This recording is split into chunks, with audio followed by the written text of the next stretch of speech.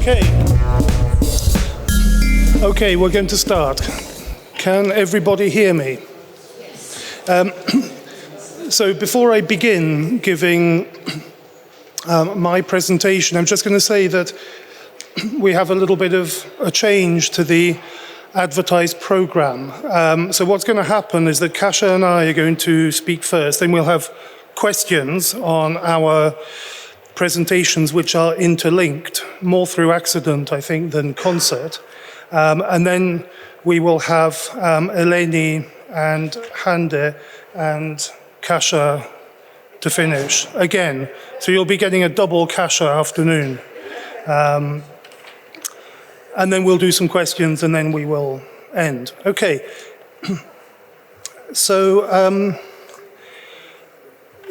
what I'm going to do for the next 15 minutes of self-moderating discussion is talk about how a reception context, a kind of market of ideas, pre-creates and prejudges the translation context, in the sense that it creates a notion of who gets translated and why. And we've heard this already from Eleni, and we'll hear a little bit more of it from Kasia. I tried also to make all of my presentations interconnect. So the first one that I gave was about the fragmentary, the second one was about the pseudo-translation. And this will also be about pseudo-translation, but it will be about how pseudo-translation is, in a sense, also a response to very specific political and cultural circumstances. So my argument really is going to be how, in the 1960s, 70s, and 80s, the British poetry culture created an image of the Eastern European poet, and that this Eastern European poet had to conform to certain notions of what the Eastern Europeans should talk about. That is to say, they had to be political, but indirectly political, and they had to do a series of things that British poetry thought that it wasn't doing it itself.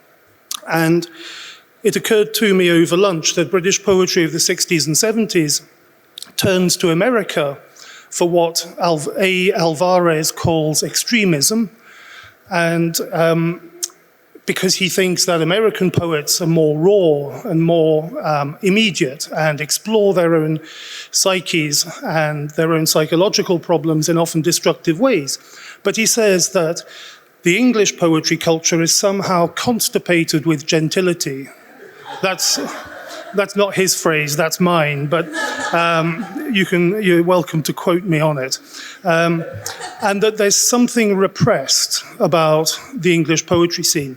And Alvarez is very interesting because he looks to America for Anne Sexton, Robert Lowell, Sylvia Plath, and he looks to Eastern Europe to find poets who live in extremity, but who deal with extremity indirectly.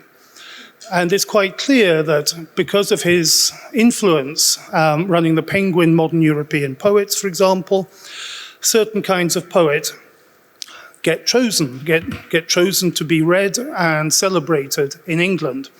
And I used the term outsourcing in my last talk about how poetic cultures look to other cultures to do things that they don't yet have. So they outsource, in the context, very simply, of British poetry, we outsourced our own psychoses to the Americans, privatized them, and then we outsourced our missing politics to the Eastern Europeans, while British poetry went on being about the main subjects of British poetry, namely disappointment, bad food, and grey skies. So this is also the era of people like Philip Larkin and so on. So these two currents of poetry come and revive English poetic discourse in specific ways, but those ways, of course, are good, but I think they pose problems too.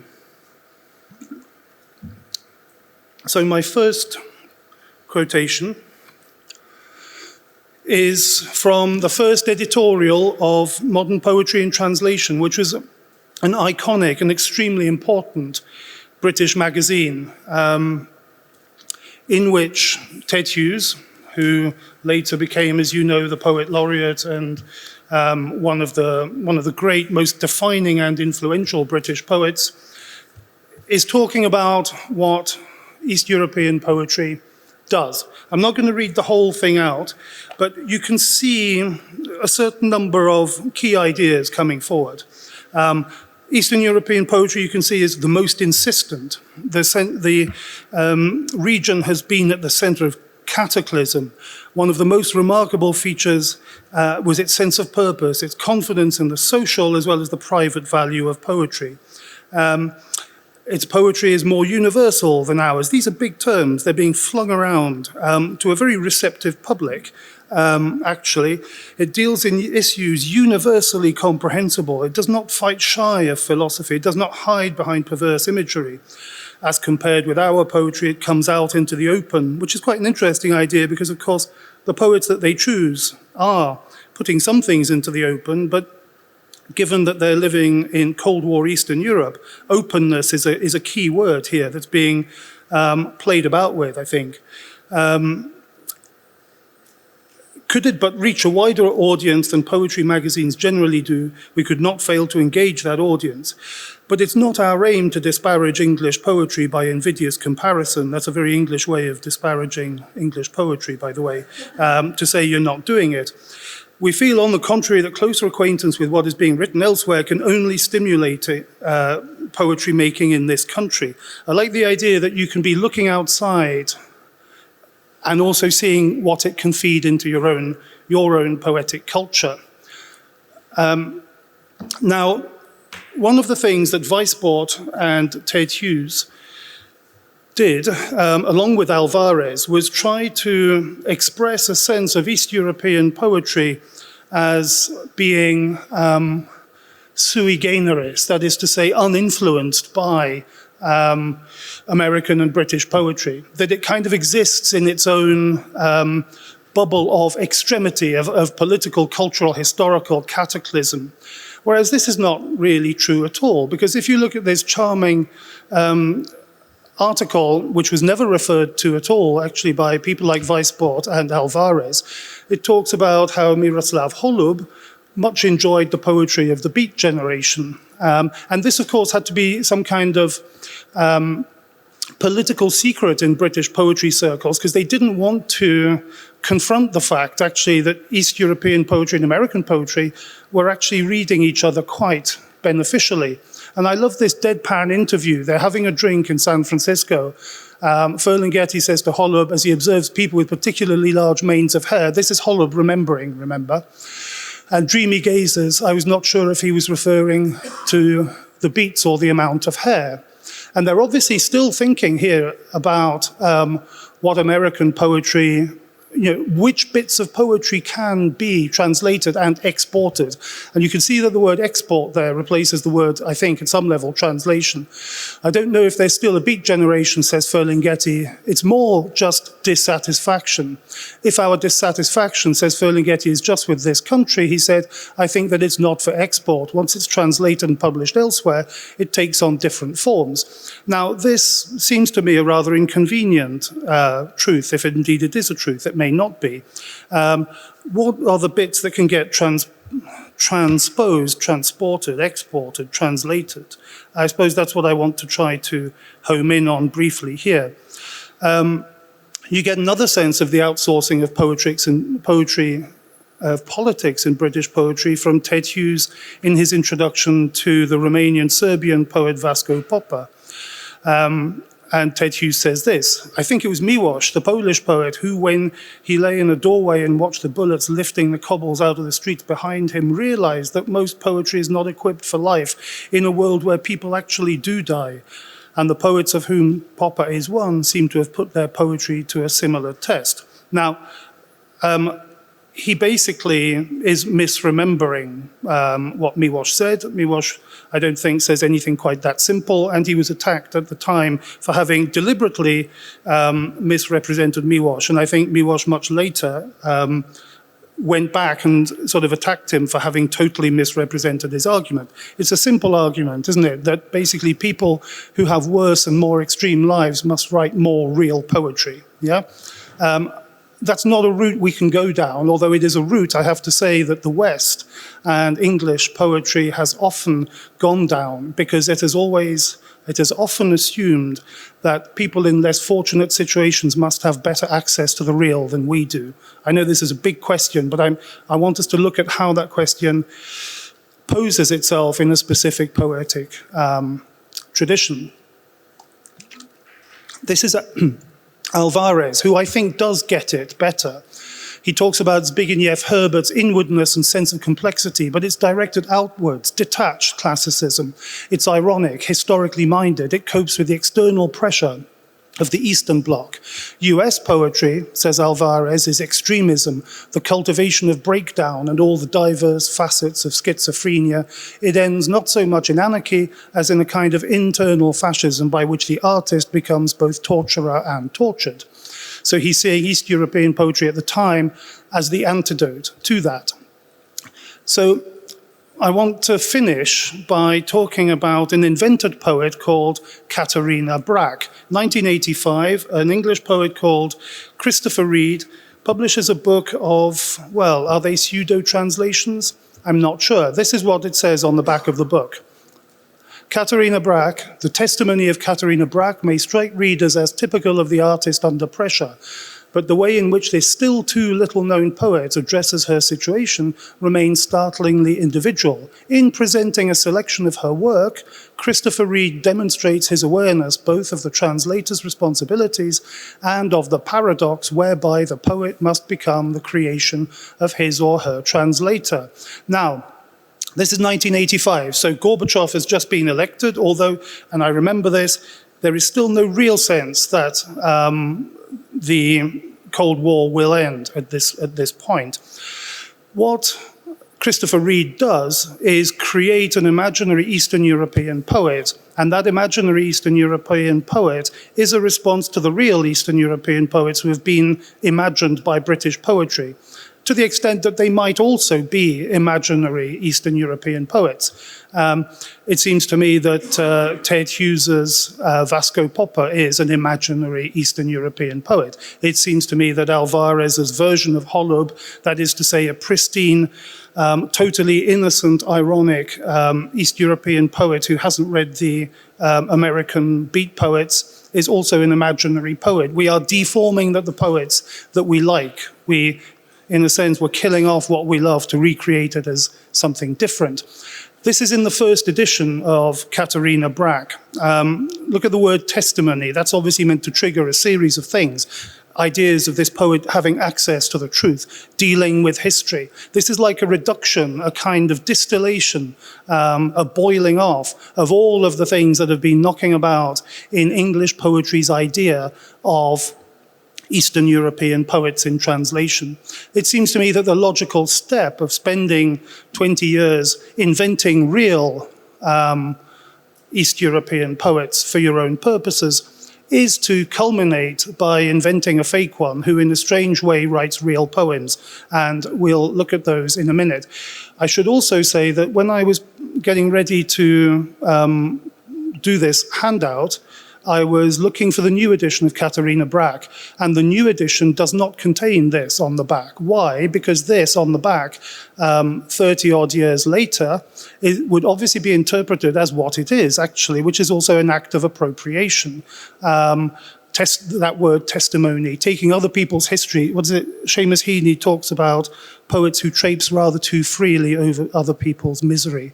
And this is kind of what's happening there too, though I maintain it's an excellent book. This is an extract from Katharina Brack. Once again, magically and without official notification, it was the time of year for the pale blue butterflies to arrive. They came in their millions, an army composed entirely of stragglers, filling the sky, the gust-driven trash of migration. The poem ends, there followed an unscheduled season of summer thunders, colossal rearrangements somewhere at the back of the mind.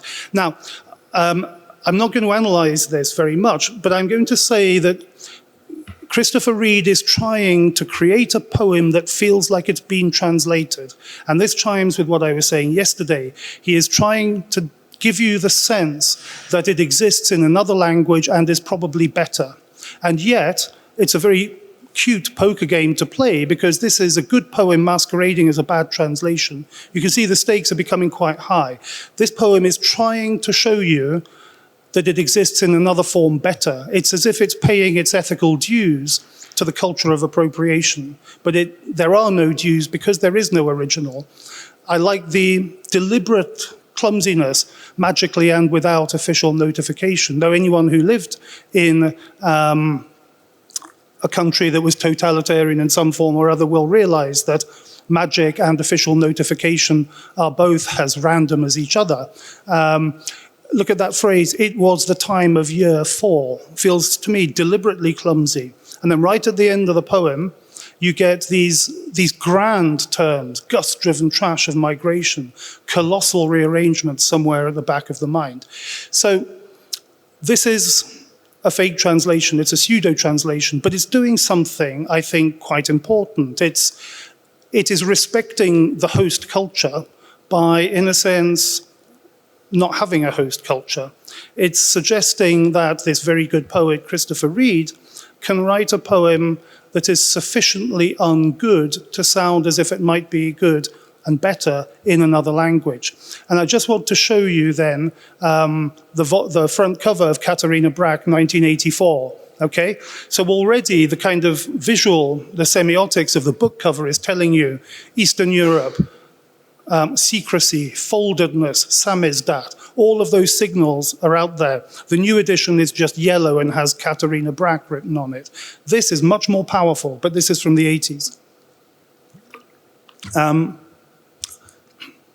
And then I've just got some examples of Holub, where you see a similar grandeur, a similar, this is an amazing poem. This is him looking down the microscope, talking about the great dramas, that you can think about the historical through looking at a microscope slide. And it seems to be a debate about science versus poetry. But it also seems to me, I think, partly about translation, actually. So what am I going to finish by saying? I'm going to finish by saying that we don't know where Katharina Brack comes from, because we're not told in the book. But she could be Czech, she could be Serb, she could certainly be Polish. And there exists, and I think you'll hear this from Kasia, who is also called Katarina or Katarzyna, in a minute, that Katharina Brack has been translated back, i.e. not back, into Polish. She's been translated into her absent original language. And Polish poets have translated the English into the Polish. Now, the weird thing about Katharina Brack is, given that she could be from several different countries, this is possibly the only book of translations which might finish up having more originals than there are translations. That's a good place to finish. Thank you.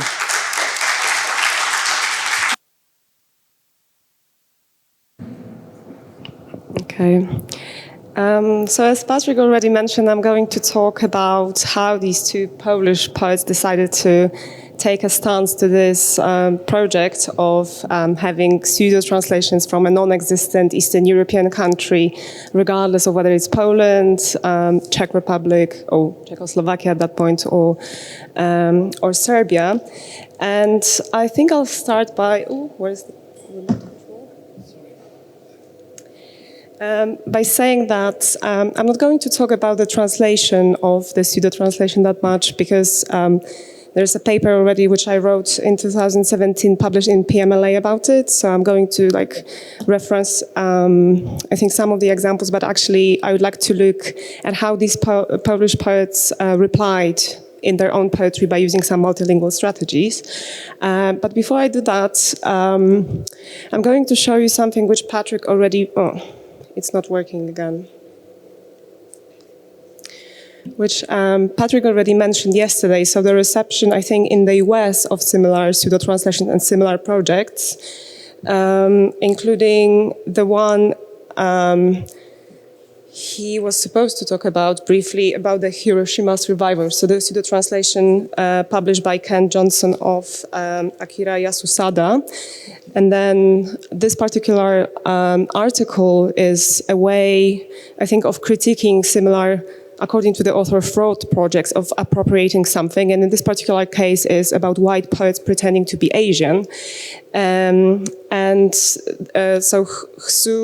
Huaxu is criticizing this idea of having pseudo-translations done by someone who's, first of all, an English speaker and quite often a Western man. And in his article, he's saying that he's wondering whether the idea of Hiroshima survivor would be equally funny if we replaced it with a Holocaust survivor. So whether these kind of literary hoaxes are not ethically fraught from the outset. And another example he mentions is Michael Derrick Hudson's created pen name, Yifen True. And under this pen name, apparently Michael Derrick Hudson won Best American Poetry Award in 2015, although before his poem was rejected 40 times. And then when he adopted the Chinese pen name, it turned out he was selected. And the title of the poem is "The Beast, the Flowers, Jesus, Ancient Tigers, Poseidon, Adam, and Eve." So everything sort of like mixed up together. Interesting concept. But then Huaxu is saying, when it comes to literary hoaxes, it seems somehow easier to fake Asia, a land still distant and inscrutable to many Americans.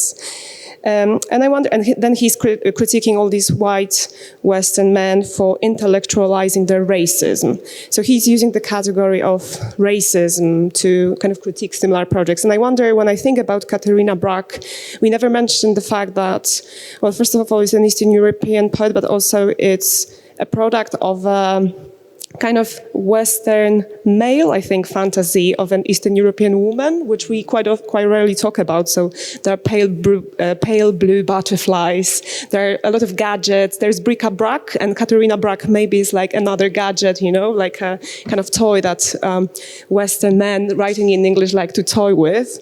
So I was thinking about this also in the context of contemporary Britain, where Polish is currently the second most widely spoken language.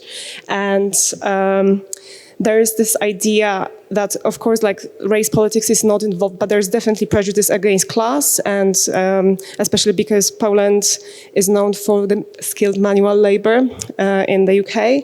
And I wondered about this category, if you've ever had to fill in some boxes, some forms. In the UK, there's this category of white British, white Irish, and then white other. And I usually fall into that category. So whether Katerina Brack is actually the white other.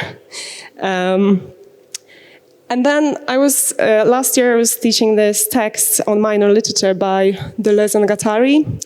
And I thought that this text is kind of provides an interesting framework of thinking about minor literature, which responds to similar appropriative projects. And in that text, Deleuze and Guattari are, of course, writing about Kafka in a very specific way. So they look at the linguistic and political context of the Habsburg Empire. So we have a German-speaking Jew from Prague, and then at that point, Bohemia is part of the Austrian Empire. So Kafka writes in German, but he's a minor writer. So in a sense, minor literature is rebellious or is dissident as long as it responds or opposes the major one, but still writing in the major language. And I feel like in the kind of contemporary context where we have the global lingua franca, we need to revise this category because,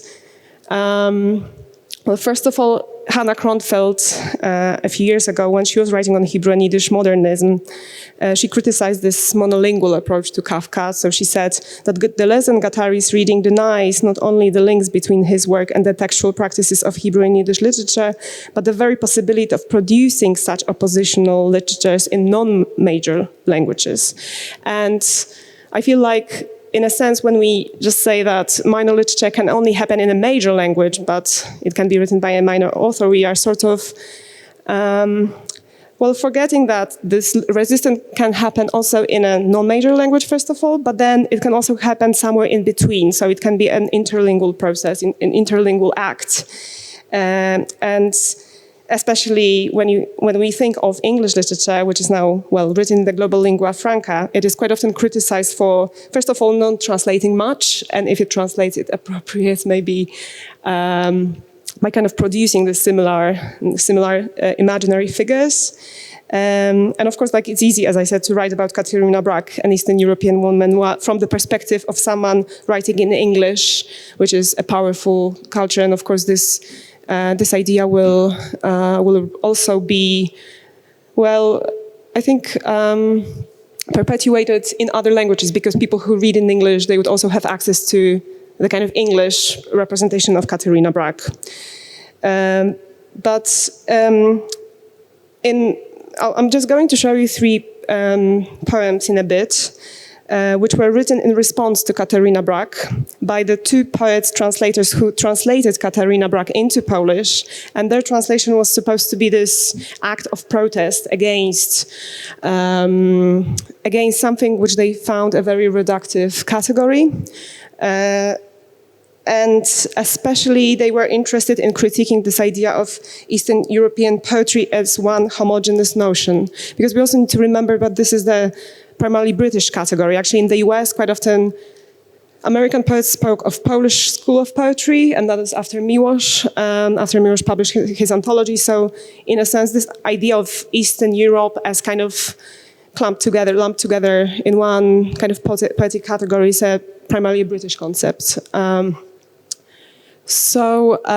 We already saw this interesting book cover, and Patrick mentioned that it kind of imitates this, the kind of representation of a kind of Cold War spy, perhaps, but also it mocks the book covers which were at that time in circulation in the Penguin Land, so the European Poets in Translation published by Penguin.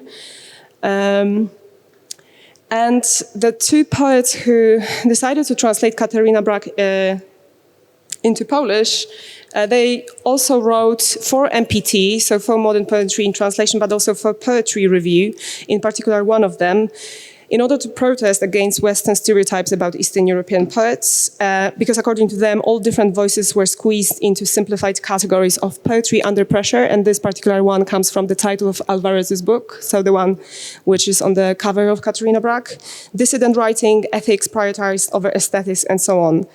And as a result, their Polish rendering of Katerina Brack, in their own words, was supposed to serve as a distorted mirror, showing how others see us. So they were trying to critique this, idea, this misrepresentation of what they thought Katerina Brack was.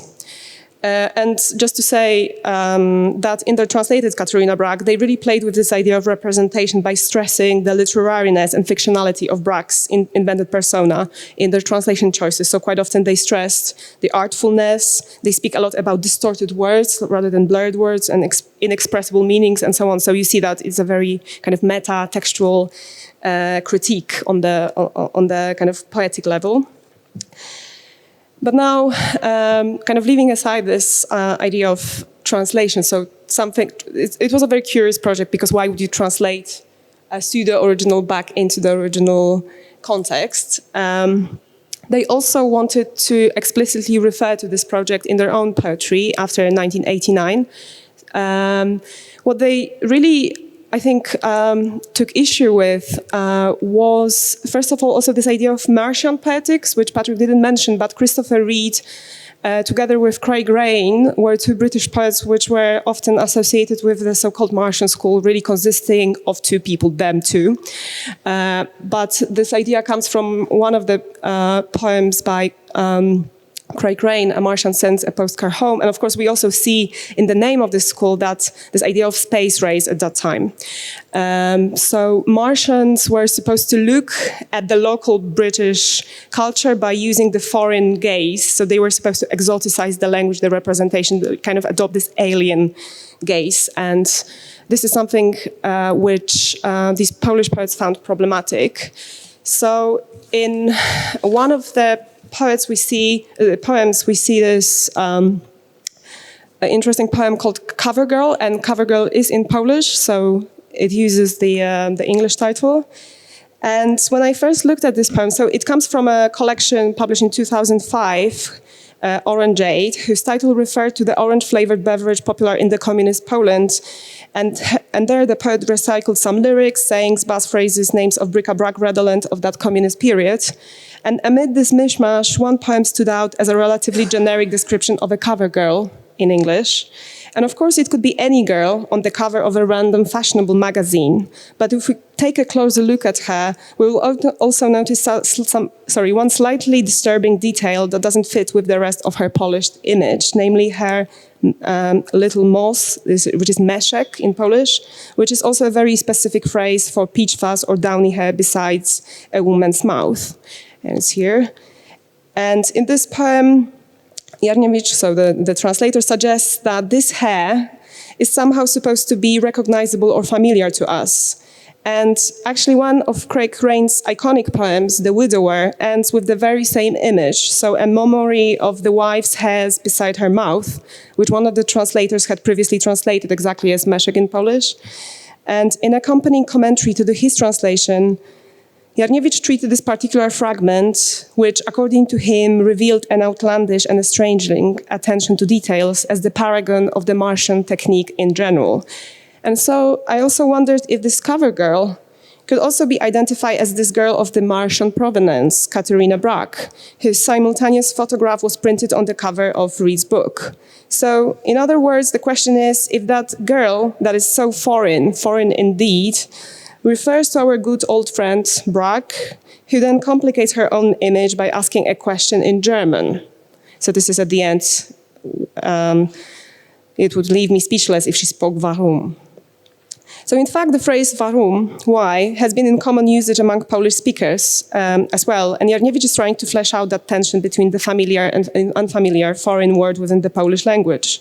And for an external observer, it might be slightly surprising that a dissident woman writer from the other side of the Iron Curtain has all of a sudden spoken in tongues, instead of remaining yet another homogeneous communist relict.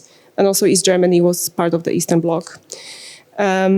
But perhaps breaking through the glossy surface and speaking up for herself, why, warum, Katerina could challenge the homogenized idea of Eastern European verse. She could signal the linguistic nuance, individuality, and complexity that vanishes when lumping together different minor nations into one glossy, exotic amalgam.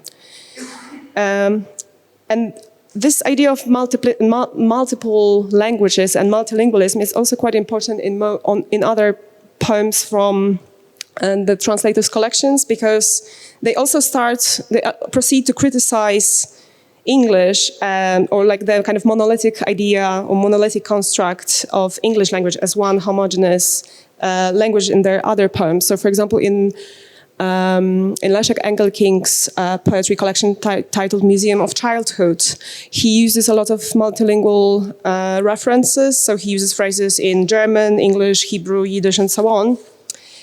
And on the one hand, these poems become linguistic exhibits in the poet's own museum of childhood in his hometown, the multilingual Bytom, which was formerly in Germany called Bochum. Before the war, the city belonged to Germany, was known for its big Jewish community, the first to be taken with the Holocaust transport to Auschwitz-Birkenau.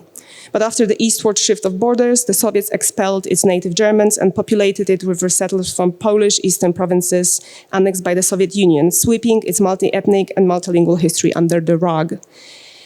On the other hand, the actual Museum of Childhood, which Engelking at that time visited during his scholarship in Scotland, was located in Edinburgh, whose history in terms of suppressed linguistic diversity reminded him of his Polish hometown. So he kind of creates this link between Bytom, a previously multilingual city, with Edinburgh also being part of this previously multilingual Scotland. And therefore, it is not entirely clear which place Engelking had in mind in his poem entitled The Martian School, which reads as follows. And here I'm interested in this moment of non-translation or untranslation. So he keeps the original in English, suggesting that not only the city, but also the language itself will be defamiliarized, or actually that two different languages and cultures should be observing each other through the Martian eyes.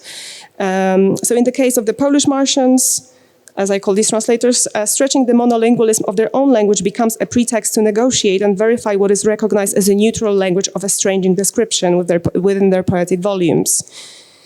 So what does it mean to speak English in Edinburgh? What does it mean to speak only Polish in Bytom nowadays? A similar issue is, and this is the last poem, I'm really like wrapping it up. A similar issue is signaled in Jarniewicz's poem Flying to Belfast, which is also a literary dialogue with Rain's poem under the very same title, Flying to Belfast. And this is another Belfast and Edinburgh might have something in common. So whereas Rain once compared the landscape of Northern Ireland observed from a bird's eye view to an intricate network of wires in a disassembled radio, Jarniewicz describes it metatextually as a book to be read in an unknown language. Though neat and transparent, English winds up in the clouds on the plane. As soon as the speakers comes down to earth, they became entangled in the multilingual crossroads. And there's this idea that there's this neutral, sterile English spoken on the plane. And the reading of the country, this reading of the country from afar through the lens of a standardized and hegemonic English lies at the heart of the Polish poet's critique. So regardless of whether the Martian gaze is cast on Edinburgh, Belfast, or minor Eastern European countries, the very language of literary description, the familiarizing them, already hinges on a range of presupposition. These presuppositions define what's local and what's exotic within its own linguistic boundaries. So after all, who dictates what's linguistically other or foreign and what's not? On what scale is it graduated in relation to what starting point? And this is maybe a fraught question because we are all speaking in English, which is the common denominator of all these, linguistic nuances and differences, and we speak the lingua franca today. So I'll just finish by a small appeal. Listen to minor literatures in their interlingual zones. Those who come from minor places will always have to see better and further, once told me a Northern Irish Belgian poet from Oxford, Patrick McGuinness. Thank you.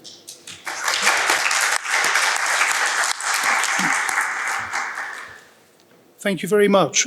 Shall we have sort of 10 minutes of questions, or possibly even less, he said optimistically, and then we'll move to part two. Who would like to begin? Heidi, yes, go ahead. Oh, wait, thank you. So thank you. If I can kind of speak my way, thinking out loud, towards a comment that might be a question. And if I get nowhere, then I'll just step back. So thank you. I'm really struck. I'm trying to kind of think this morning session and this afternoon session and some of the framing kind of concepts that have been put on the table earlier. I'm trying to think them together. So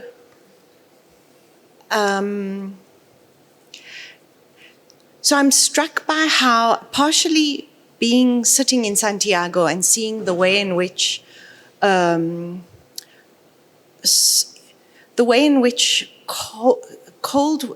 kind of narrative or the framing of the Cold War operates to set out to map a set of kind of problematics and antagonisms that in another area might might have available the mapping of antagonisms through the question of colonialism or histories of colonialism. But so I'm also kind of listening with that being struckness in mind and body. And I'm thinking the poetic and translation from inside of, or from the space named as Britain, United Kingdom, whatever it's called, how it has both a certain kind of mapping via the Cold War available, but also the one of colonialism, right? And that there's something that gets displaced, that working out through accessing the Cold War is a way to not deal with a whole range of questions, including the question of race and racism, if one was to think about translation and its kind of challenges through colonialism, right? So, I mean, I was really struck, for example, why invent, so I suppose it's a comment that's in a way to both of you, but also to the group gathered here. Why invent a poet? Katarina Brack could sound like Katarina Black, in order to go elsewhere, to outsource. I mean, you say outsource politics, but to outsource questions of power and to work out, outsourcing instead of working out or working through questions of problematics of power and how they lodge in language and poetics, through the Cold War and the imagined space of the East, whatever that means, rather than internally through, like why are poets like Linton Kwesi Johnson or Zephania Benjamin not available in, like, so what does Katarina Brack do for working out those questions via outsourcing rather than kind of looking in and thinking in relation to poets who are really engaging in quite earnest and immersive ways with those questions? I'm not sure if I'm being clear. So I started off with kind of mapping two areas that kind of are both available, and then I kind of segued off into a speculative proposition. But I'm just trying to grapple with the session in a more kind of open way, and to hear if there's a response or if there are thoughts or comments. Do you want to have a go at that? I think I would ask for clarification whether you meant, so you're looking for some sort of like speculative, scenario in which the questions of colonialism are kind of suppressed by invading, by kind of like delving into the ideas like kind of clustered around the Cold War. Is it what you're saying? So you would say that just because the British poets didn't want to look at the local landscape, they needed to kind of outsource these poets because they didn't want to talk about something which was like an ethically fraught thing that would be swept under the rug at that moment, or... Sorry, I think I'm hoping to be a bit more, not tentative, a bit more subtle than wanting and not wanting. Mm-hmm. And to suggest that possibly it's not about wanting or not wanting, that translation is first and foremost about recognizing a site where logos is available, as opposed to babble or barbarism or something that doesn't register already as logos. Mm-hmm. Right. So in other words, something that's just not thinkable. It's not not unthinkable, but somehow it's just not available. But there's an effect or a trace of the trouble of colonialism, and therefore it is worked out, but in a displaced kind of way. Mm-hmm. So I just wanted to say one thing, that Katarina Brack itself is also a product of a translation production which was happening at the time. So in a sense, it also mocks the kind of idiom which is already available. So she is an invented persona, of course, but on the other hand, she also, in this kind of poetics of translationism, or like translationese, she mocks some of the translators which were available at that time and quite often criticized for having this flavor of something being done as if by an A-level student, just because of the quality. Quite often these poets didn't know the original languages. They translated on the basis of Cripps, Trots, and so on. And because of that, they started working in collaborations or from different versions. And in a sense, Katarina Brack also mocks something maybe rotten in the state of England, because there is this whole tidal wave of poetry produced at that moment, which sort of like imitates the whole idiom, first of all, but also this idiom is created by those translations which are available. So in a sense, she is invented, but she is not at the same time. So this is what I think Patrick was referring to. Maybe you could take over. Yeah, so I think that it's clear that Katharina Brack can be taken in two ways. One, it can be the ultimate abuse, that is to say, to invent somebody who is bearing testimony to a real place. On the other hand, it can be the exact opposite of that, namely an attempt to kind of admit to the kinds of things that our poetic culture has been imposing upon Polish, Czech, Romanian, Bulgarian poetry, and so on. The other question about colonialism and race, and I can't really answer that except by saying that Weisbord, Ted Hughes, and Alvarez, those specific people, have zero interest in race at all. Why? Because they are dealing with a currency of poetic language which rests on the word universal, by which they mean, of course, them and their things. Yeah, it's that simple. So I don't think it is an attempt. I don't think there's a, except through its absence, or except through the way it perhaps evokes power relations. It seemed to me very important, very revelatory of what Kasia was saying, something sick in the poetic culture, that it seeks to create, for example, a version of Miroslav Holub as if he was a kind of literary poetic equivalent of the Immaculate Conception, you know, that he suddenly arrives with these kind of essential, as both an essential individual and the essential representation of his own country and his own culture. He would have been the first person to tell you that he is neither of those things.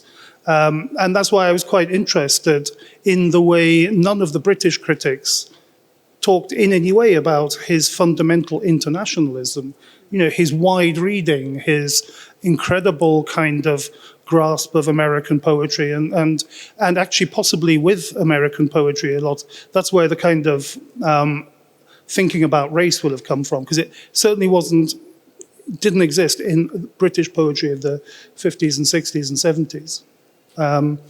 Another question, yes, Milad. Thank you. My question is for the panel, so I would love if earlier speakers can also respond, particularly Andres. I think in this panel there are qualitatively different understandings of difference that are being negotiated. One is differences that mark the human condition, gender, race, difference between geopolitical asymmetries, colonizer, colony, colonized. And then there's a qualitatively different one that comes most strongly in Andres's presentation, which have no reference to humans in a way, and have to do with the condition of possibility of meaning, the difference of condition of possibility of meaning to any meaning that can be constituted in the human world. Difference that in Benjamin is the difference of the intentio of language and difference of any speaker, that intention that any speaker could have. That also is conceived theologically, the question of the theological in Benjamin. So I am wondering what those who have focused on stabilizing or thinking about translation in relationship to the first kind of difference would have to say in relationship to the second kind of difference that has been brought forth, the difference that is internal to language but has no reference to any speaking subject. And how do we think it? What kind of traditions of thought can we think that? I think that it's been proposed that the German Romantic tradition is one tradition that makes us think about it, think about the a priori conditions of cognition. Foucault's historical a priori is another way of conceive of this. There are religious traditions, ones that Benjamin draws from to think this. So I just wanted to put that on the table. It would be a pity if we don't sort out the kind of differences that the different presentations have brought forward. Thank you. One final one.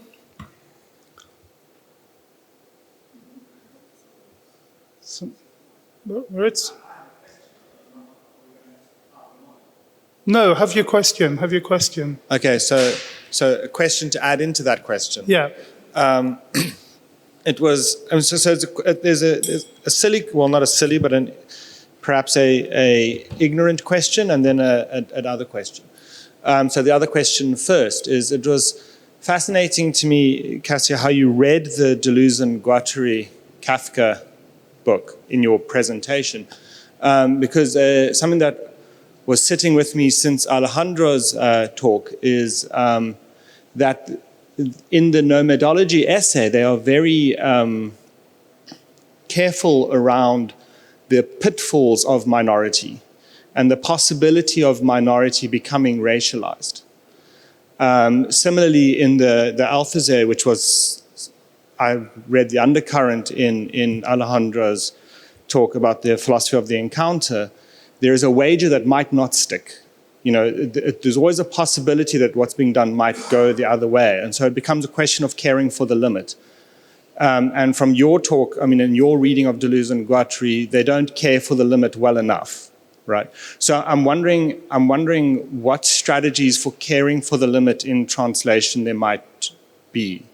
If I'm being clear, that limit of failing, of reinstituting a race when you're trying to undo something like that. And then the little question to go with that is, there's two ways to read the pseudo poetry, but it really depends. I don't know, how do you know that it's pseudo translation? Does the translator say it is? Or do people discover it later? Because that would, to my mind, really change how you read it, right?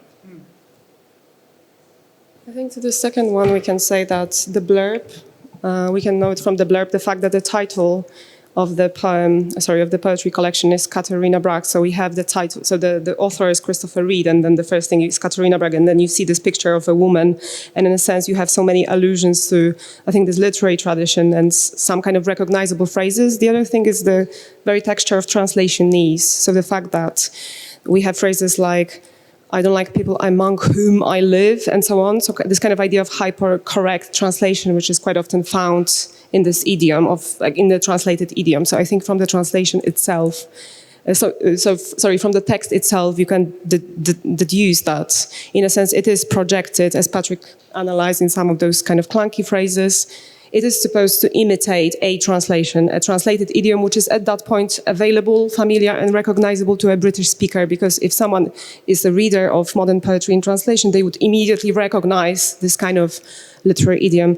To your first question, I think at the beginning I said that what I don't want to do is to use Deleuze and Guattari's idea of minor literature just because I don't feel it was written about a writer who lived in a particular context where the kind of politics of German language as the official language imposed in the Austrian Empire was also quite problematic. Kafka himself was a German speaker and so on. So there are so many, contextual and political implications when Deleuze and Guattari write about Kafka, and Hannah Kronfeld very nicely criticizes all of them. So I think I wanted to dissent from that debate. What I said is that perhaps we need, in the cases where we neither have an poet or writer who writes either in the major language or in the minor language, but tries to do something in between, like in the cases which I analyze, which I feel they are very interlingual. So the fact that someone translates Katharina Brag, an already interlingual project, because it's supposed to imitate some sort of idea of interlingualism or translation or something like that, and then translates it back, so kind of wants to keep it in this zone. We need to maybe rethink those projects which, first of all, oppose the major language. And I think our enemy, so the main enemy of us all, is the English language now, the global lingua franca. So maybe actually the German tradition, the French, the Spanish tradition is already a minor literature from the outset, just because it needs to relate to whatever is written in English. This is what I was, I think, saying, that in a sense when we think of this idea of minor literature, which itself is very rebellious and in opposition to the major one, this is how Deleuze and Guattari relate to minor literature, it needs to be rethought, I think, in the context of the global, first of all, academia, but also like global literary market nowadays. So the fact that a lot of projects are, first of all, multilingual, but also, in a sense, take a stance towards what is perceived as the major culture at the moment. So they also reside in interlingual projects, in multilingual projects. So it can be in both Polish and English. It doesn't need to be literature written in a minor language by a minor poet or in the major language by a minor poet, whatever. It can be something in between. So, for example, in translation. And what I'm saying is that we maybe should also think of translations coming, kind of criticizing major projects written in major languages, also as a genre of minor literature. This is what I was saying. So I didn't want to adopt or reread Deleuze and Guattari. I just wanted to dissent from this idea that is quite kind of exclusive. So if you don't have access, if you don't write in English then, or in German, then you're automatically not analyzed because you can't be seen as a minor writer in their sense, in their understanding. So that's my answer. I think that's a good place to end this segment of the afternoon. Andreas, what should we do? Do we want to break or do we move straight to the next three? You're the meta moderator.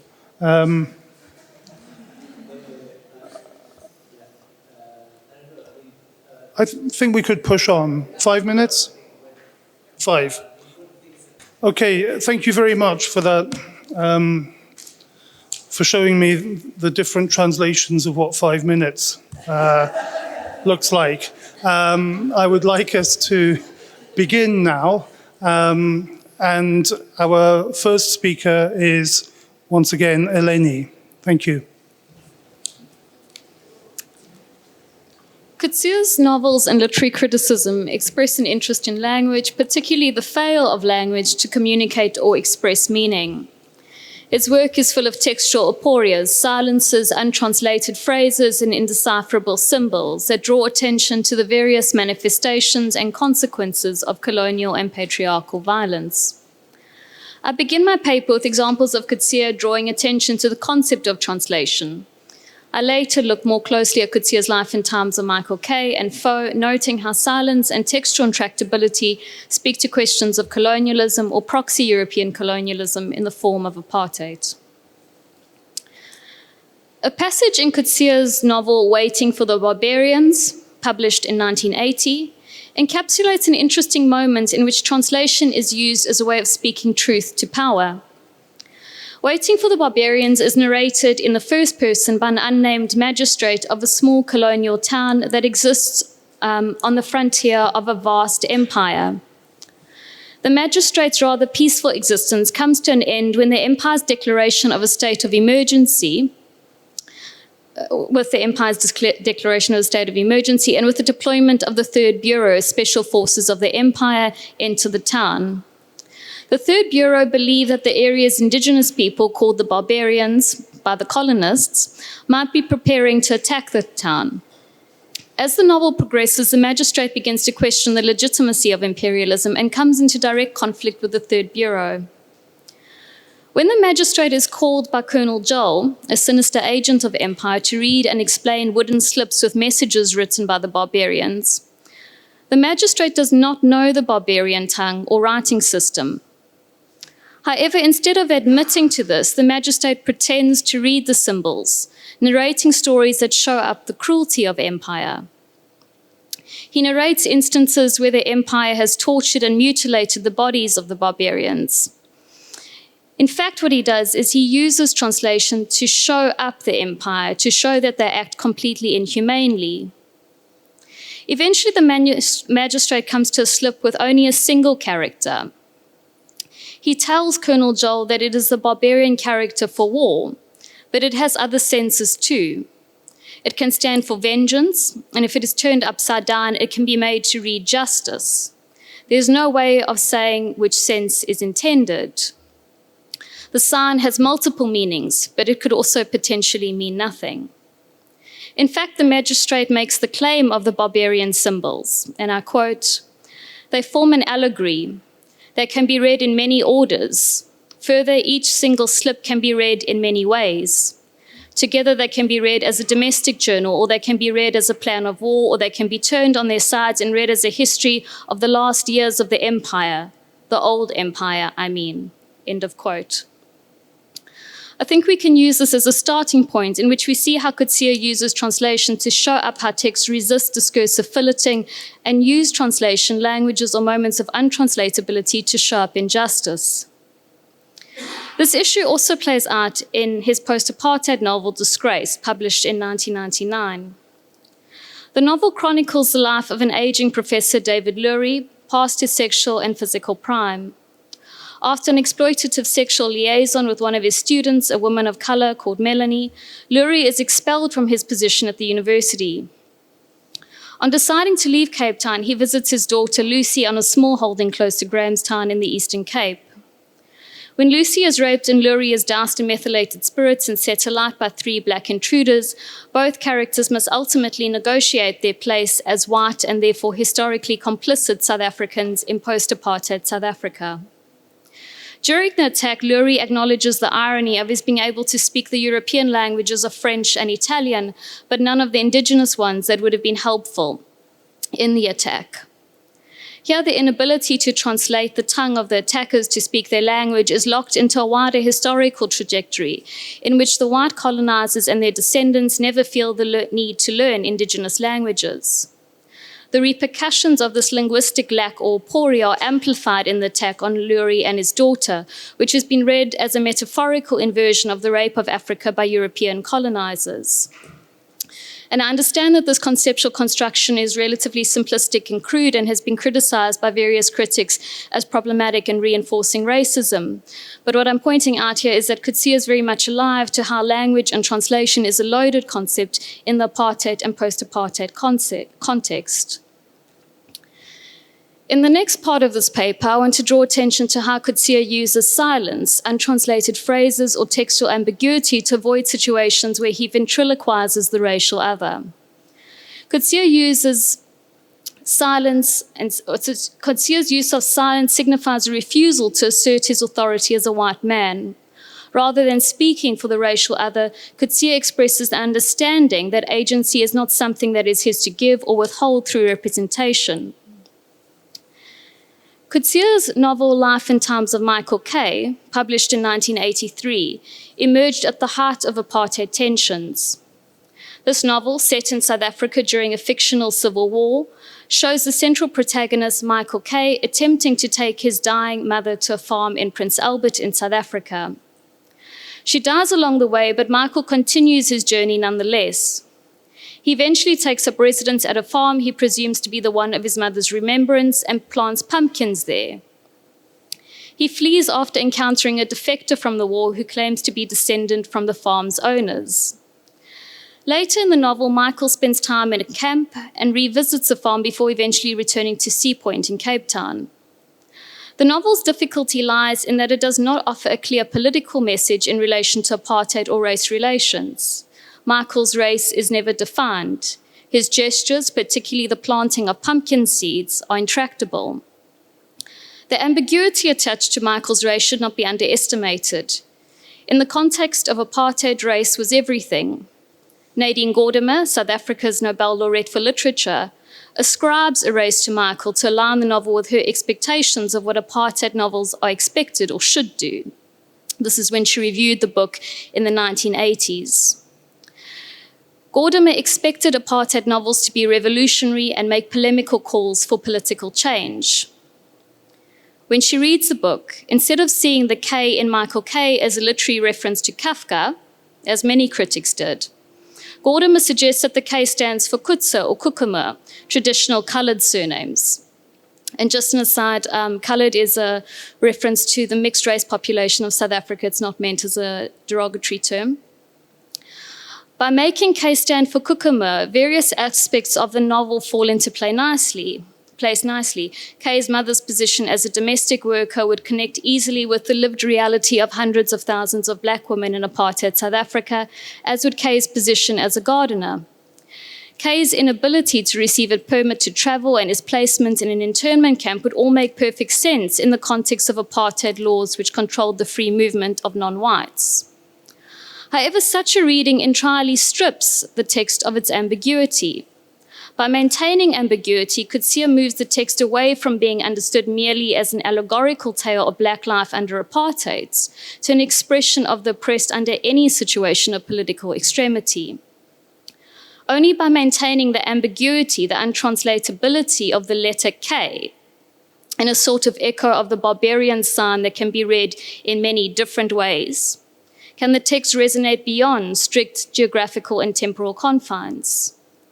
More importantly, by maintaining the openness of the letter K, the novel defies straightforward interpretation and the possibility of the text being appropriated by reductive meta-narratives. However, perhaps the most effective way that Coetzee maintains the ambiguity and complexity of Michael lies in his obstinate silence. Michael refuses to yield the story of his life to various figures in the novel. He states, and the quotation is up there. He states, "I am more like an earthworm, which is also a kind of gardener, or a mole, also gardener, that does not tell stories because it lives in silence." End of quote. As a consequence, the characters in the novel attempt to classify Michael, impose a story on him that will reconcile him with the way that they interpret history, politics, human identity. For example, when captured, the white authorities impose the identity of a soldier or an activist upon him, even though it is quite clear from his physical condition that he is not.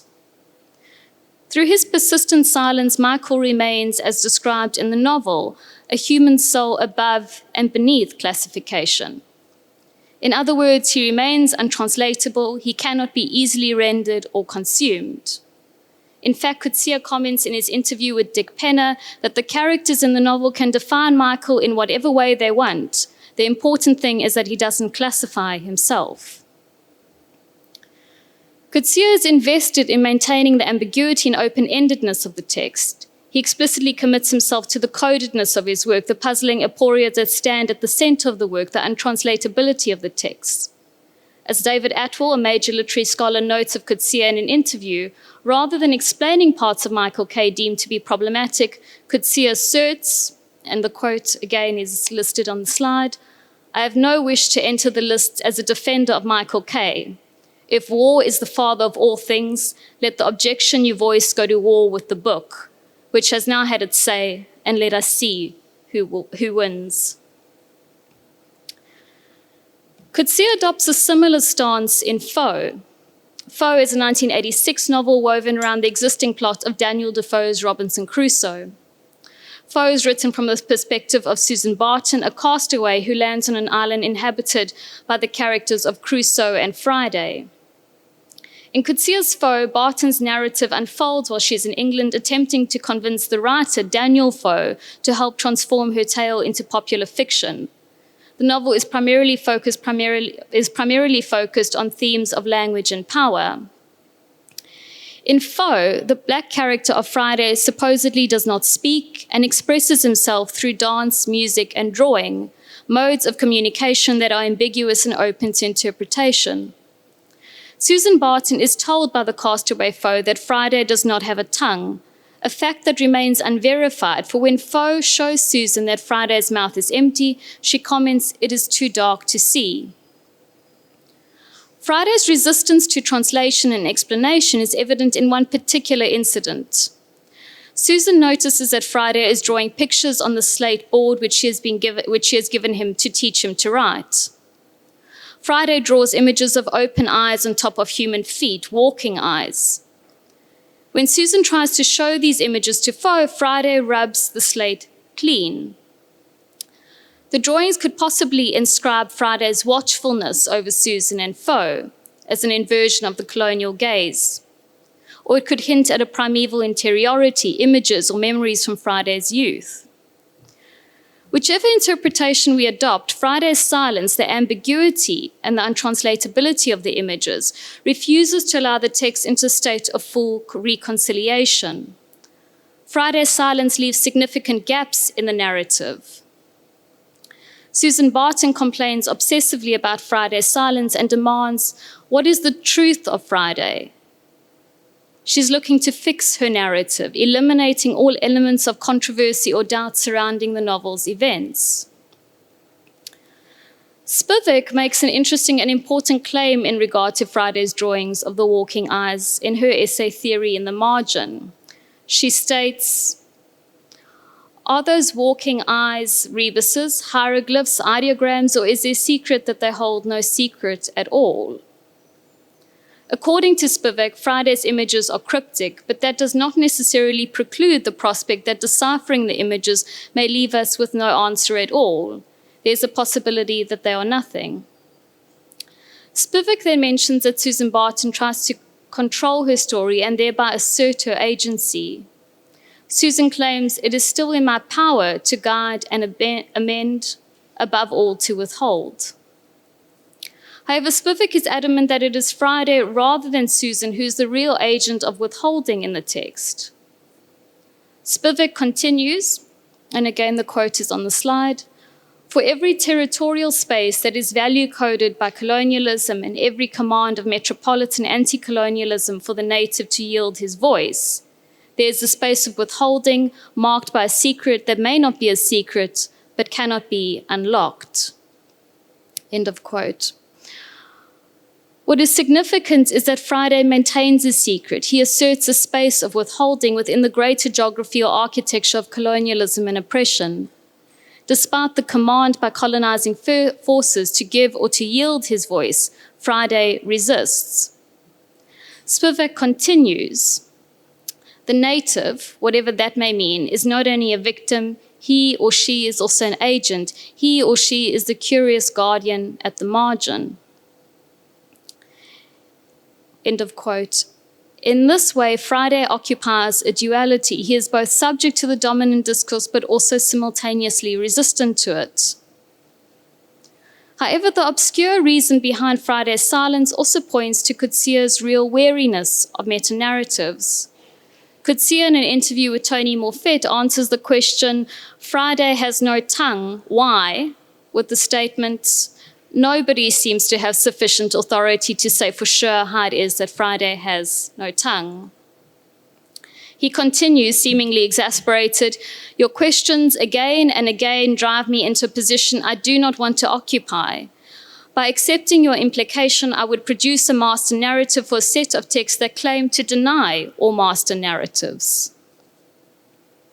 Clearly, Coetzee wishes us to engage the novel as a series of stories, a set of absences, untranslatable moments, gestures, questions, and words set in juxtaposition to each other.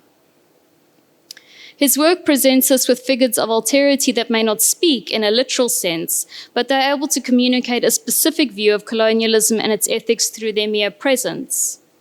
Coetzee's refusal to speak for Friday or Michael Kay is ethically conscious, a refusal on his part as the author to engage the dominant discourse of colonialism. Instead of risking a potentially offensive mimicking of the other, he steps back and allows silence to speak. However, the silence is also an amplification of the historical silence that has been imposed upon the other. Friday and Michael's silence are silences which the dominant discourse can never fully penetrate, cannot properly translate. Thank you.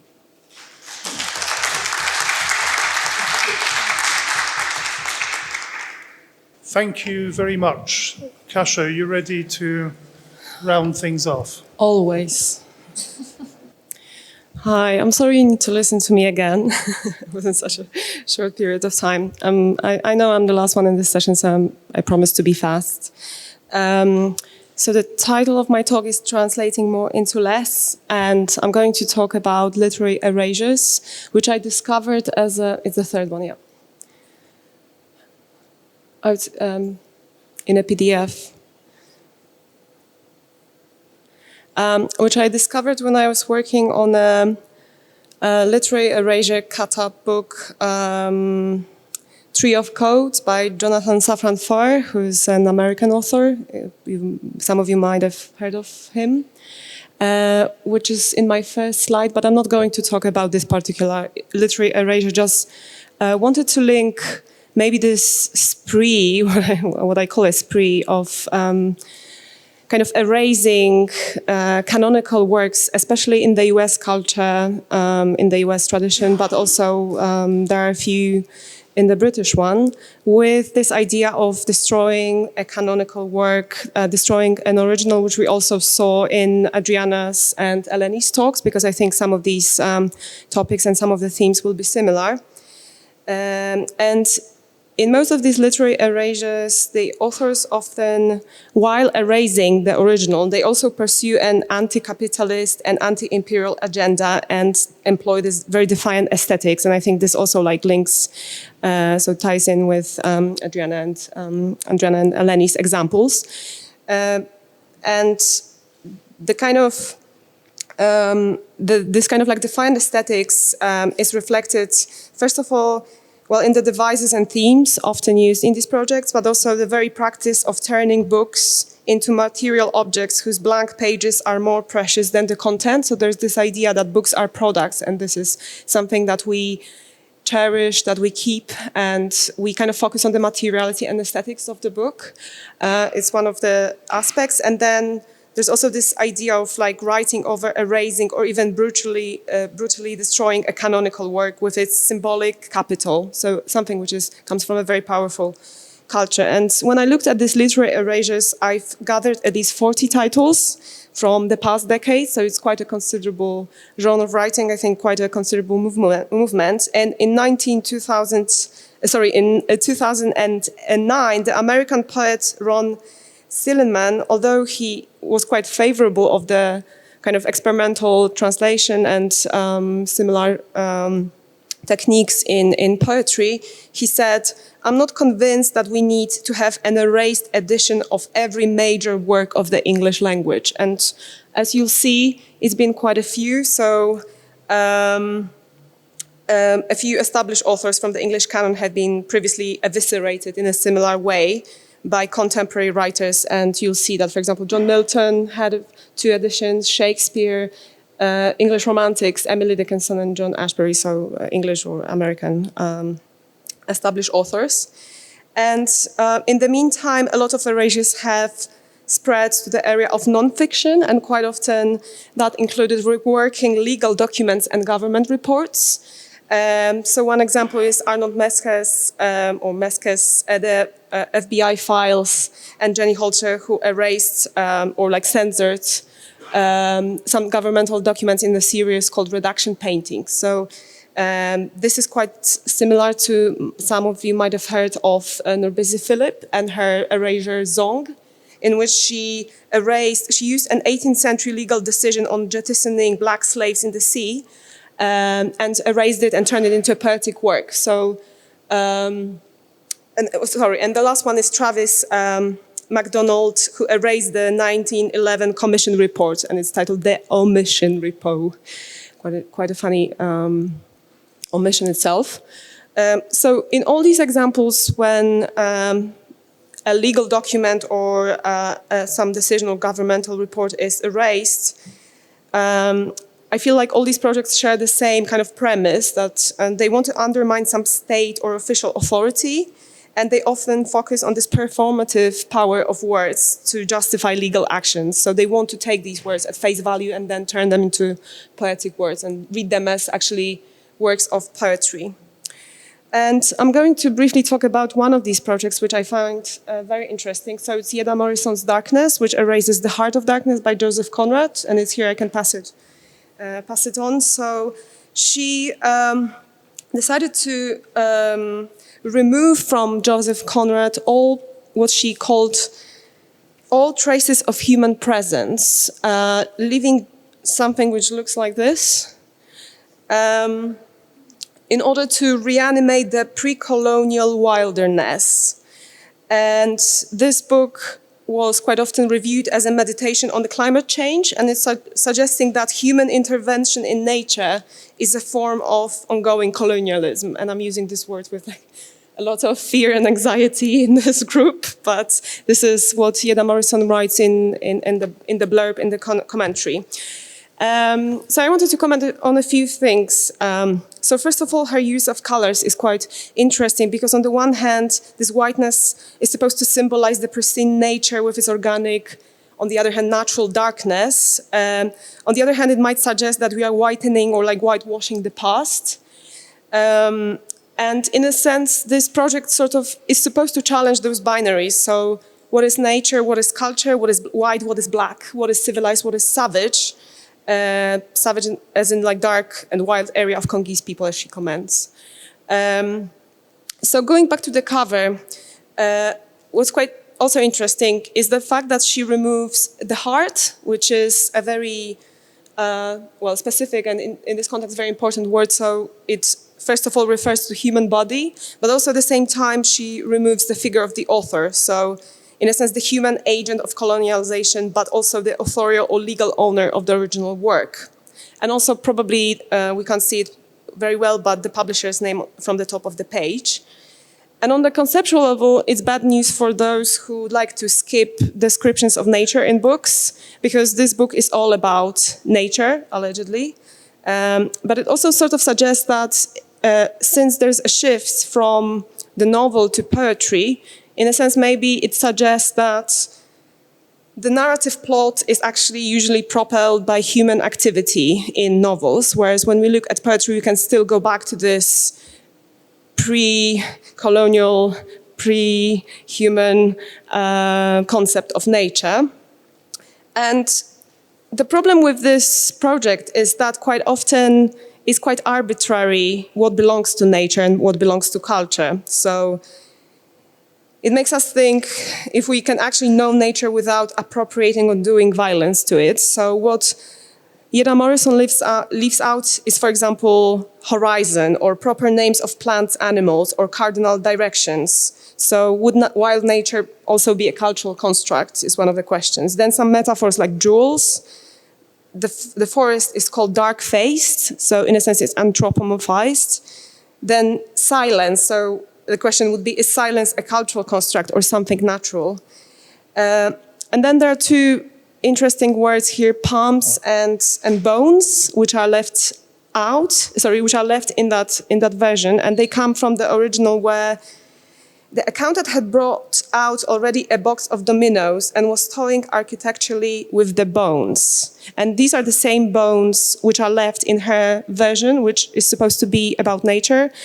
And actually what is meant here is the bones of the dominoes. So in a sense, it goes back, kind of tries to bring some of these words which are left, which are products of culture, back into their original kind of natural state, but also I think makes a point that domino bones were traditionally made of bone or ivory, so it also relates to this ivory trade, so illegal trade in African and Asian elephants. The same is with palms, so we have those, range of metaphors which are ingrained in our language, like palms of our hands, which we really don't think about as something natural, but probably conceptually they also came from some natural metaphor. And you might ask, what are the implications for translation in all this? Except for the fact that erasures are just translations, so something that is translated from a bigger text into a smaller one. So I think it's quite interesting that these, erasures, which came into being over the past few decades, they also coincided with, the US based and, in some of the cases also British project of destroying translations, especially the ones which Adriana mentioned, so the kind of practice of extreme translations. These two coincide, and I thought that there might be something similar in this idea of undermining authorship, copyright, the materiality of translators' work, and also looking at translation book as a commodified and ready-to-read product. So when Adriana mentioned that Hawkey, for example, in his Fentrac, he uses this method of piercing the book with a 12-gauge shotgun and translates everything that is left around the hole. It also reminded me, because also the idea of wound and hole is very important in throughout the whole book. It reminded me that of Track's poetics and his context. So I think Hawkey explicitly draws a parallel between this first machine-based war of the 20th century and then the current condition of permanent technology-driven global warfare. And there are numerous in his translation, so in his extreme translation of Fentrac, there are first of all, numerous allusions to the idea of whole. Johann Goransson also talks about wound translation, so this idea of the American culture of trying to pierce or trying to wound or destroy the originals. But also he, quite explicitly, for example, references Ashcroft, who was the US Attorney General under Bush, who issued a one-paragraph opinion reauthorizing the use of torture after the Abu Ghraib prisoner abuse scandal. So he says, so in Fentrac, all of a sudden we read a passage, Ashcroft with his round, condom-colored eyes. Or elsewhere we have the new Visa, New Balance, Nissan, Starbucks. And in a sense, this erasure or destruction is also linked to a kind of pacifist and anti-capitalist rhetoric in his project. But to finish, I wanted to look at one example from David Cameron's Flowers of Bad, so again, Adriana's book.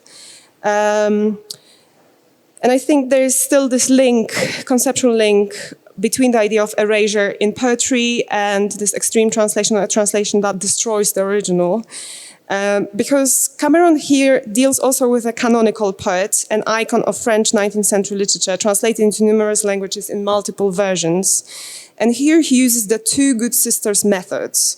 And it derives from Baudelaire's lyric Les Deux Bonnes, which describes and addresses two inseparable sisters, debauchery and death, who represent simultaneously the most tragic and sweet phases of human condition.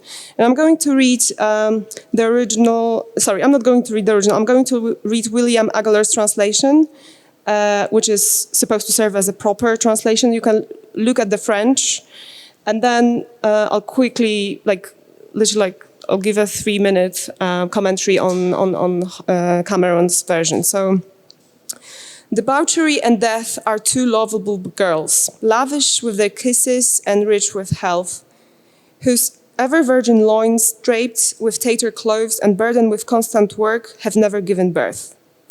To the sinister poet, foe of families, poorly paid courtier, favorite of hell, graves and brothels show beneath their bowers, a bed in which remorse has never slept. The bier and the alcove, fertile in blasphemies, like two good sisters, offer to us in turn terrible pleasures and frightful sweetness.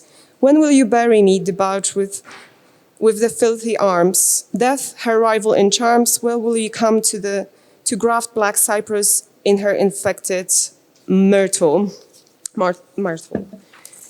So, if you look at at David Cameron's version, in his description of the Good Sisters method, David Cameron explains that he would place a rectangular or opaque object vertically across the poem to divide it into two parts, which he would then translate individually into separate pieces, keeping the original fissure in the middle. Although these twin sisters have been initially split apart and later reunited on paper, both the poem's subsequent logical incoherence and a graphically marked crack in between stays as a symbolic line of demarcation. In addition to invading the poem spatially, Cameron performs the brutalization of the text body in one more dimension, interlingual one, as he partly homophonically and partly literally translates the broken narratives into two parts. So here, first of all, Les Deux Bonnes become lady bouncers. So this is quite a literal, quite a homophonic version. Debauchery, la debauche, becomes the new lady brioche, la debauche, named after a French pastry product who ate herself to death. And this also points to the idea of French culture as a social capital, but also kind of fancy and, a culture of a particular standing, and especially among let's say British or American middle class. So from then on, this translation will smuggle into the text the imagery of economic and gastronomic consumption. So prodigue will read as producing, montraire, bury me as man-eating, la bière, l'alcove as ate the beer, ate all the bed sheets, and so on. And then we'll see some elements of consumerist reality, sure-shot accountants, bullets strung across their bosoms, arid sweatshops, never paying rent, and so on, to describe the country's support for warfare and economic exploitation. And this world is controlled by two bouncers or lady bouncers, whose new name could be interpreted here as doormen oppressively controlling entry to certain places. And the quotation, sorry, the mountain's closed. And these ladies are two sisters, debauchery and death, who become a twin reconfiguration of today's extravagance and fatal desire for constant entertainment. And what's quite interesting is that Cameron performs this violence on the original. He tears it, mistranslates it, and despite an attempt to mend the text afterwards, the wounds and the scars running across the poem cannot heal. And this deep cut and the black gap between two sisters can be also read as incongruity between original and translation, between two languages, between two different personal stories that can ravel in parallel and never reconcile. The role of poetry in people's lives is also commodified. Called in the original the foe of families and favorite of hell, the poet has now a different and rebellious role. The poet's job is now equated with that of an anesthesiologist, responsible for easing people's pain. And the poet can be placed in a favorite arboretum, a facility of trees cultivated for exhibition, which also points to this idea of colonization of nature we saw. So when we look at these two projects, so the idea of erasures in Morrison's work and Cameron's work, we see some parallels. First of all, Morrison's book, which postulates this kind of utopian project of returning to nature, also unsettles us about our own expansion in the world. In Cameron's work, violence and destruction through erasure is a reversal or artistic project against the culture of prosperity and excess. And Cameron actually gobbles up Baudelaire, because Baudelaire becomes this contemporary French brioche, to reinvent the original decadent image for the present day's United States. And Cameron himself also says that he doesn't know French, so in a sense there's this idea of just consuming something which is an enticing product representing this powerful and interesting culture. And in general, let me just finish that I'm in two minds about erasures, because on the one hand, I think there's this ethical assumption or this kind of promotion of the philosophy of minimalism, which in a sense also becomes a product itself, a bit like Marie Kondo style. So there is some sort of spark of joy in throwing stuff, and there's also this kind of chip and gimmicky trick, which kind of drives us to kind of aesthetic protest against books as material objects, against the originals which come from powerful cultures. But on the other hand, we also see that this violent appropriation still happens in English. So maybe it's not a coincidence that this particular practice, which is so dominant and so prevalent and popular in the US poetry scene, happens in English, which also highlights this global expansion and appropriation which we all talked about. So thank you.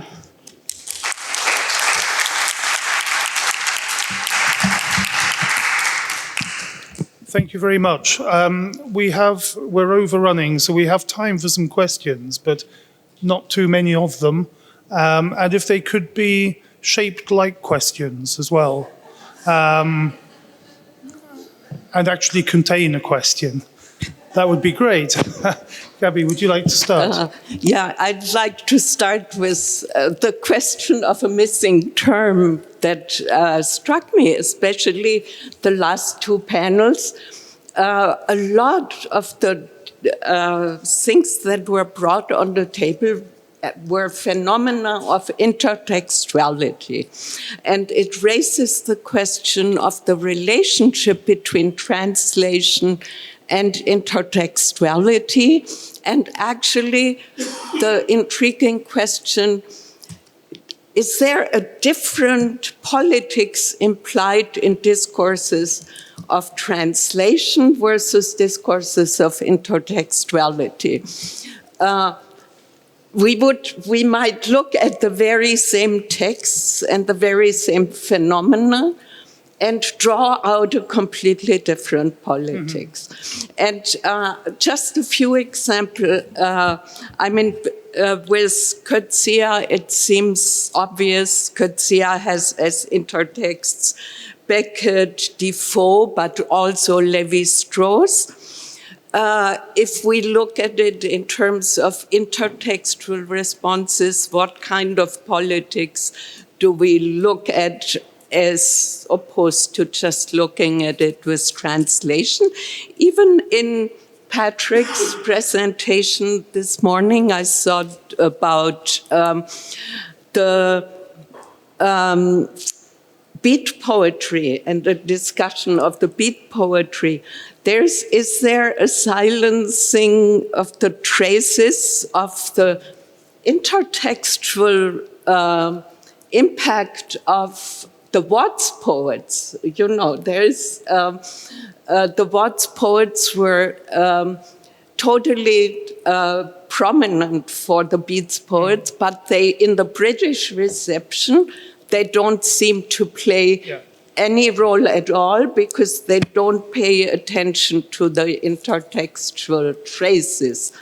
And Cassius, I mean, even the radical translation earlier, I thought when Eleni showed the two very different, her own and then the other translation, I thought the second, rather than a translation, it was a kind of intertextual transposition.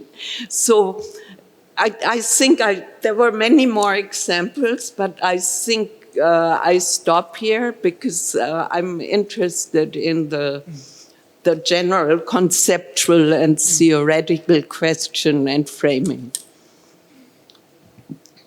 Do any of the speakers want to address that? I've talked enough, so someone else should. I might just reply to this idea of intertextuality in some of these translations.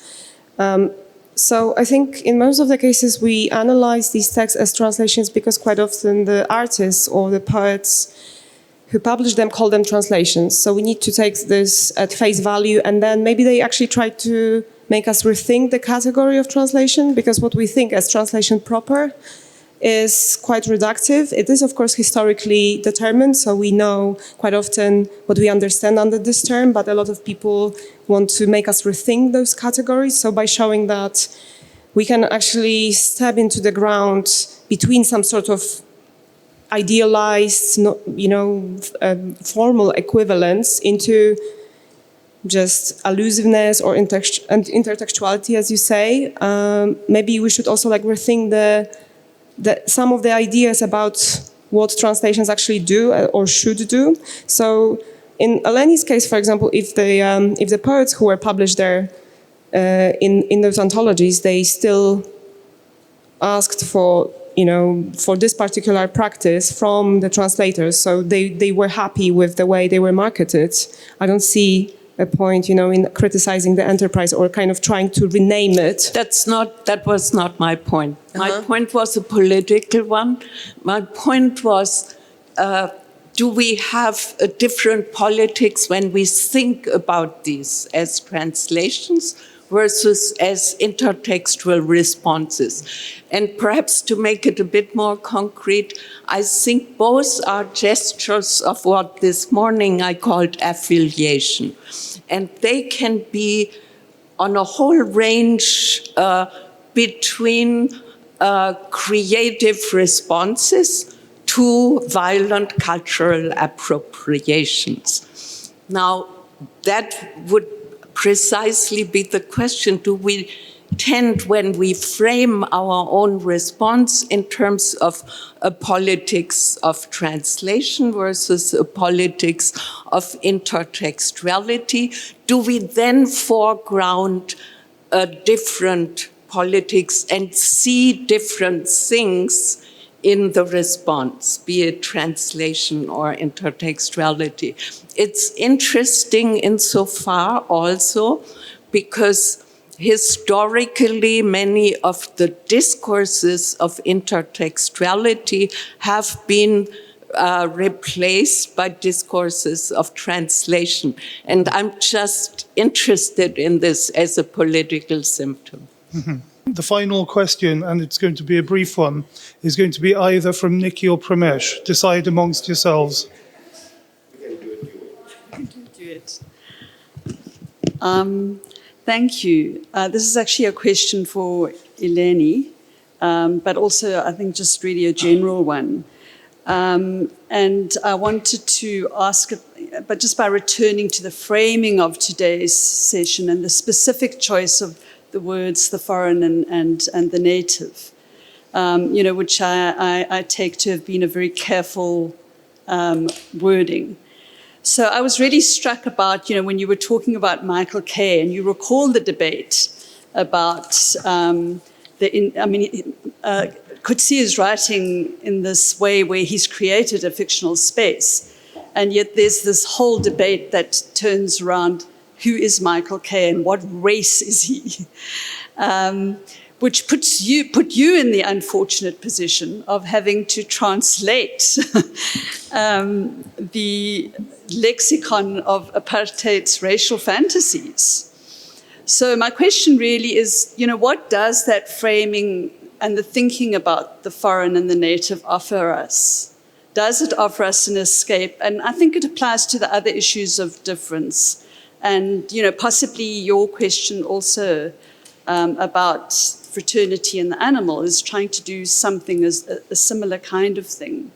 But it is just a question about returning to thinking about the foreign and the native and trying to escape a particular logic that we have inherited. And for us in South Africa, that would obviously be the very particular logic of apartheid and race in the ways that it has been formulated in that lexicon. No. Well, I think Coetzee is very aware of that sort of lexicon, and I think that's why whenever interviewers and critics were prompting him to respond to what the novel means, to give them some sort of clear-cut binaries and boundaries that would fit into an apartheid discourse, he would get annoyed and say, no, I'm not. The book is the book, and the book has this set of ambiguities and these sorts of contradictions and will not offer a full set of reconciliation. So you have to do what you do with it, but I'm not going to give you the answers. So I think what Coetzee is constantly doing in that book is frustrating the logic of apartheid. But you find literary scholars are having problems with that because they want the book to fit in very neatly with what was going on at the time. I think that's... I guess I'm actually asking you, though, do you think that thinking it through the foreign and the native would take you to a different place when you think about that particular book? What do you mean by the foreign and the native? Because I think I'm sort of struggling with what you sort of understand as foreign and native in the novel. I don't want to get into the dialogue because I'm aware that we have very little time. But it seemed to me that there was an attempt to do something, and in a way.